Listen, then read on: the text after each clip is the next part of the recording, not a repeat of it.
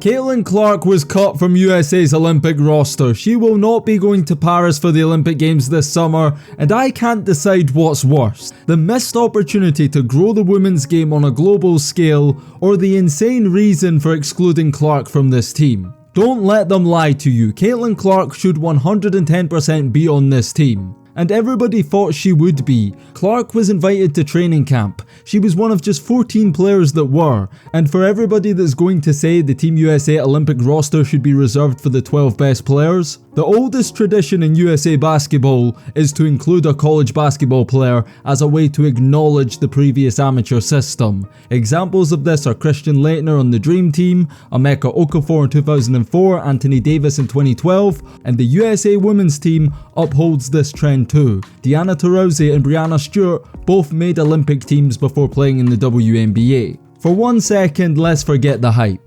Caitlin Clark, the basketball player, as the all-time leading scorer in the NCAA and #1 pick in the WNBA draft, more than fit the criteria to be selected. So for anybody who tries to say the reason she isn't there is because she isn't a top 12 player in the WNBA, that's nonsense, because she doesn't have to be. The news that Clark has been cut comes the day after she had the best game of her WNBA career, set the record for most three-pointers made in a single game by a rookie, while also drawing 20,000 plus fans, the highest attendance for a game ever in the WNBA's history. 2024 has been the year that people finally started caring about women's basketball. The growth over this last year not so long ago seemed impossible. If I told you a few years ago that more people would watch the women's NCAA final than the men's, you wouldn't believe me. But it happened, and it was because of Caitlin Clark. She's the reason the WNBA is peaking right now, from ratings, crowds, attention, coverage. The league has never been more popular than it is right now.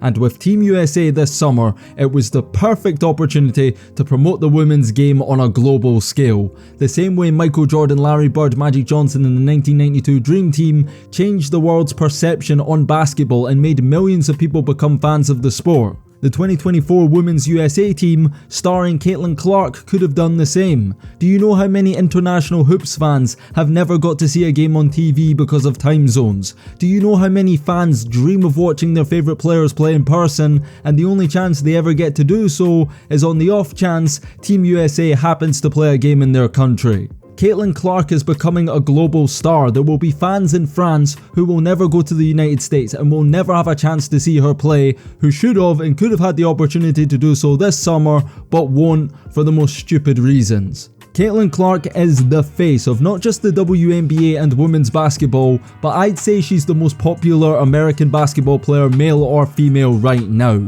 Only 3 NBA teams had more nationally televised games this season than the Indiana Fever: the Warriors, Lakers and Suns. So Curry, LeBron and KD. Other than the big 3, it's just CC. None of the young American stars like Ant, Ja, whoever move the needle like Caitlin Clark does, making this a unique moment in history, because women's basketball has our attention right now. The question is, can they keep it? Will we look back many years from now and say this was where it all started, or is this a wave, a moment in time that's going to come and pass? We don't know yet, but what we do know is this is a massive opportunity for the women's game, because women's basketball has now what it's always been missing: a face, an individual that people care to watch and see. You would think the most logical thing to do is capitalize, strike while the iron is hot, and do everything to push and uplift this individual for the greater good of the sport. Clearly the WNBA and now USA Basketball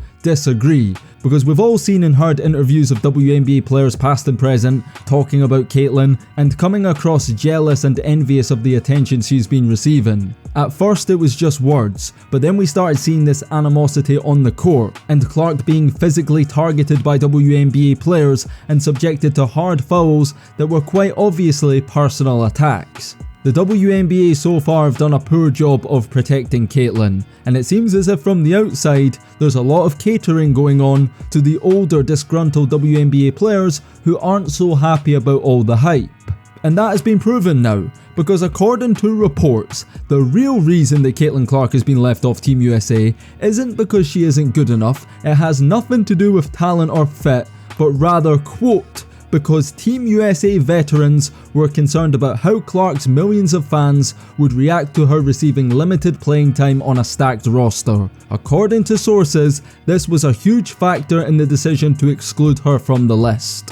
Who are these anonymous veterans? I want names. But looking at this roster, I'm pretty sure we can put 2 and 2 together and figure it out. Apologies if I'm jumping the gun, but Diana Taurasi, she's a 5-time Olympic gold medalist with Team USA, and because of her experience and status, she may be influential enough to have a say in this type of thing. And we all know she's no fan of Caitlin Clark. Never has she ever said anything positive about her, and this is the best example right here.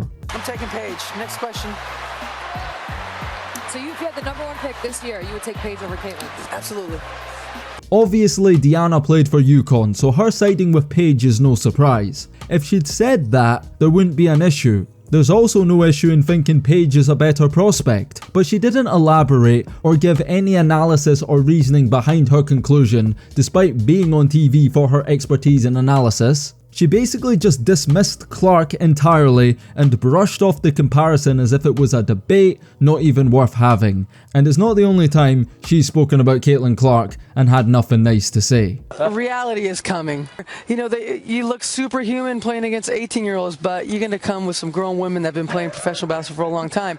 And by the way, Sue Bird sitting right next to her may have said all the right things about Caitlin on Twitter, but she didn't defend her on television when Diana said this. I wouldn't be surprised if she was either scared of Diana and just goes along with whatever she says, or deep down she actually feels the same way but said supportive things on social media afterwards to avoid backlash. Unfortunately, they aren't the only high-profile WNBA players on this USA roster to say things like this. Brianna Stewart and Brittany Griner said similar things also. Does Caitlin Clark need a championship to be considered one of the greats in women's college basketball history? Yeah, she does. Now that you've heard that, listen to how NBA legends like LeBron James, Steph Curry and Kevin Durant talk about Victor Wembanyama, the young guy who recently came into the NBA with all the hype and buzz. Tell me if you notice a difference. Yeah, he's like the 2K creative player. Everybody's been a unicorn over the last few years, but he's more like an alien. That type of talent and skill, and it just puts a smile on your face if you play basketball, you know? He has the chance to be one of the best to ever play this game. The NBA stars support and uplift. They don't try to diminish or downplay or put limitations on what Victor can and can't do. Clearly the WNBA players we mentioned don't like Clark. For whatever reason, you can tell me. But it's not just the players, it's the coach too. Cheryl Reeve is head coach of the USA women's basketball team, and she's also head coach of the Minnesota Lynx, and she's been on Twitter making comments and complaining about how Caitlin Clark centered the WNBA's coverage has been. I'm sorry, are they not supposed to promote the league's most popular player? It really wouldn't surprise me at all if she, for this reason, chose to exclude Clark from Team USA, so that the attention was on the other players for a change. But the problem is, without Clark, there isn't attention on any other player, because as proven by every other Olympics in history, the masses aren't tuning in. This whole thing to me is a formal admission of what people have speculated all along. They are envious and they are jealous, and honestly, I think the fact that they've conspired against Caitlin is one of the most selfish things these players could do, and it makes them raging hypocrites. For years, WNBA stars have complained about people not supporting the women's game. All of that has changed, and they still have a problem. Why? Is it because they're not the reason for the attention? Because they're getting the attention they wanted. It doesn't matter why people are watching. Do they not realise that if millions of people watch Caitlin Clark play for USA this summer, it means millions of people are watching them and the other 9 players on the court? It's no understatement to say that this is a lifetime opportunity for women's basketball. 4 years from now in 2028, you never know, the window might have closed. The Caitlin Clark hype might have died down by then and the WNBA could be irrelevant. If that does happen, you know who to blame. The older generation of WNBA stars who let their feelings get in the way of the league's best interests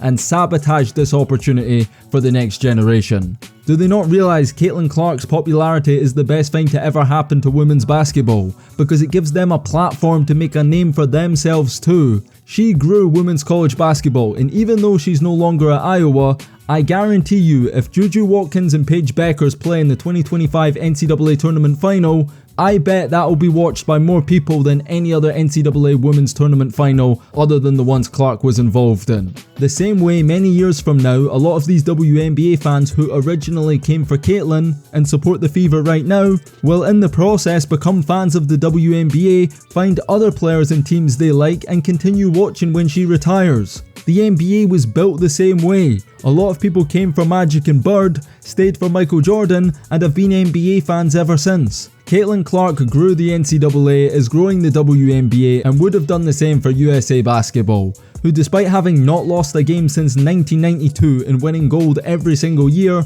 get no media coverage whatsoever. People like Deanna and Brianna will be the first to tell you the reason for this is because they're women, but completely ignore the fact that the USA women's soccer team absolutely blows them out the water in terms of ratings and viewership. The truth is, USA women's basketball team is so dominant and so far ahead of the rest of the world, it really doesn't matter who they select. They are going to win gold, which makes this such a wasted opportunity because Caitlin Clark playing 10 to 15 minutes a night would in no way jeopardize their chances of winning gold and would only be beneficial to everyone involved. They'd be on television more, there'd be more fans in the arena, there would be more people talking about it and paying interest on social media. Now I know people are going to say what they always say when somebody gets snubbed. It's all fine saying who should be in, but who are you taking out? I'm not afraid to answer that question. I'm taking out Diana the Dinosaur Taurasi. She's 42 years old, well past her prime, and objectively speaking, Caitlin Clark is a better basketball player in 2024 than her. I'm also taking out Chelsea Gray, who's fresh off an Achilles injury and hasn't played basketball since last year. People will say this is overboard, but I'm replacing Gray with Clark, and Deanna's getting cut for Angel Reese or Cameron Brink, because if I'm Team USA, I'm using the Olympics as a platform to grow the women's game and promote the next generation of stars to the world. That should be the priority above winning another gold medal, which, let's be honest, with Asia Wilson and Sabrina, you're still going to almost definitely win anyway. I understand some people are saying that for Caitlin Clark's career, sitting out might not be the worst thing. After all, she hasn't had any rest. Less than a month after the national championship game, she was already playing in the WNBA, with no off season, no time off, no nothing.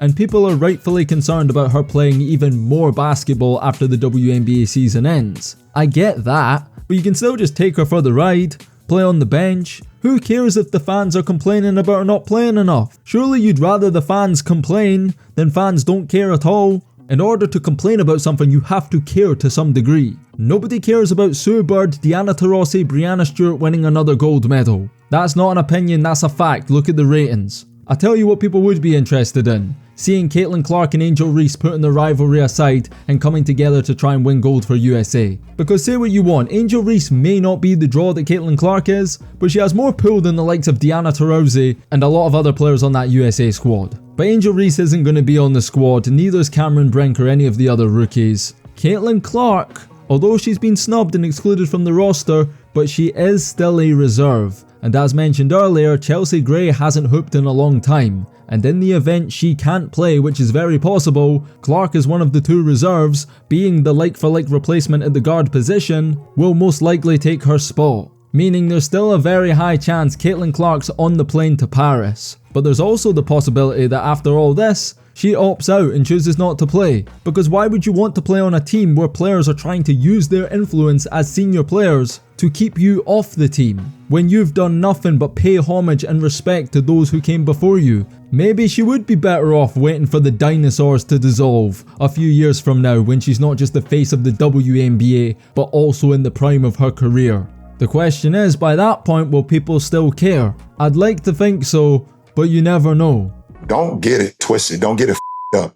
Caitlin Clark is the reason why a lot of great things is going to happen for the WNBA. Share your thoughts down below in the comments. Should Caitlin Clark be on this Team USA roster? And I want you to answer, who do you think the two players were who didn't want Caitlin Clark on this USA team? That's all from me. If you've made it up to this point and enjoyed, go check out another video. We've got a lot of WNBA and Caitlin Clark content on the channel. I'm sure you'll enjoy this video on the screen right here. Click that. And on that note, it's DK, I'm signing out. Until next time, and peace.